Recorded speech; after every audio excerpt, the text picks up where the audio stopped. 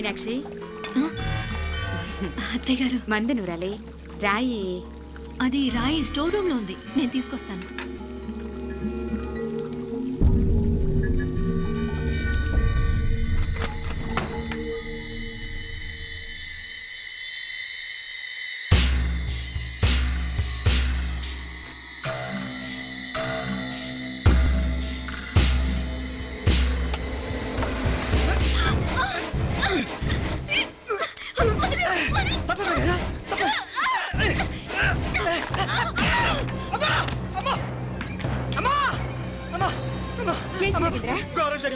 ఏం జరిగిందిరా?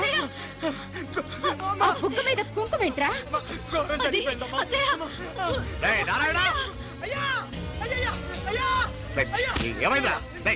చెప్పకుండా నా నోరు పడిపోయినా బాగుంటాయా? అయ్యా అయ్యా నా నోరు పడిపోయినా బాగుంటాయ్యా. అయ్యా అసలు ఏం జరిగిందంటే ఏమైందిరా? ఏమైంది చెప్పు. కోళ్ళమ్మ గారు నా మీద మనసు అయిందని నన్ను కోరిక తెచ్చుకొని బలవంతంగా అయ్యా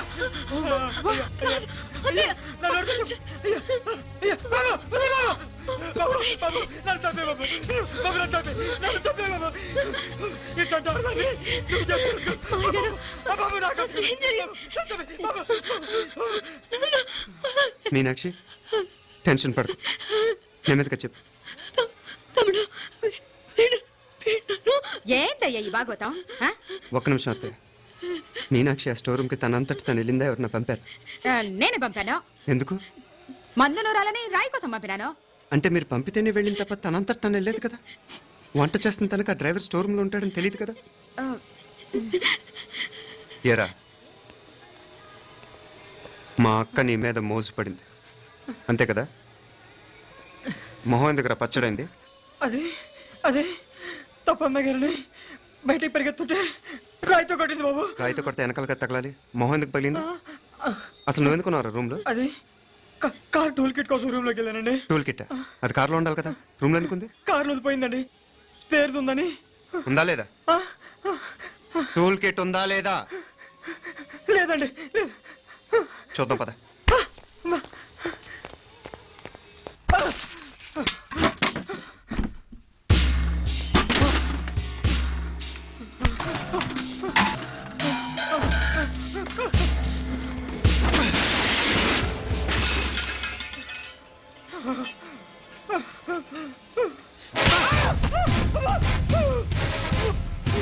ఇది మామయ్య గారు కరెంట్ షాక్ కొట్టి పడిపోతే ఆసరా ఇచ్చిన చెయ్యిరా ఇది. ఇది అత్తయ్య గారు లిఫ్ట్ లో పడి చచ్చిపోతే ప్రాణాలకు తెగించి కాపాడి చెయ్యిరా ఇది. దంపతులంటే ఆ భార్యాభర్తలు ఉప్పు తింటూ వాళ్ళ కోడలు అల్లరి చేస్తారా? చెప్పరా చెప్పు. ఈ పని నువ్వు చేసావా ఇంకెవరన్నా చేయించారా?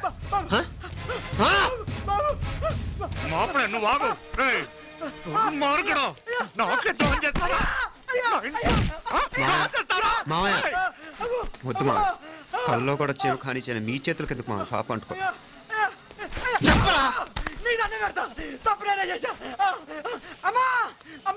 నన్ను క్షమించండి అయ్యా. అమ్మాయి గారు దేవుతండి, అమ్మాయి గారి మీద మనసు పడి నేనే తప్పు చేశా. అమ్మా క్షమించండి అయ్యా. మావయ్య వెంటనే వీడిని పనులోంచి తీసేయండి, లేకపోతే నేను ప్రాణాలు తీసేస్తాను. మళ్ళీ కనిపించావు నా చేతిలోనే చేస్తావు.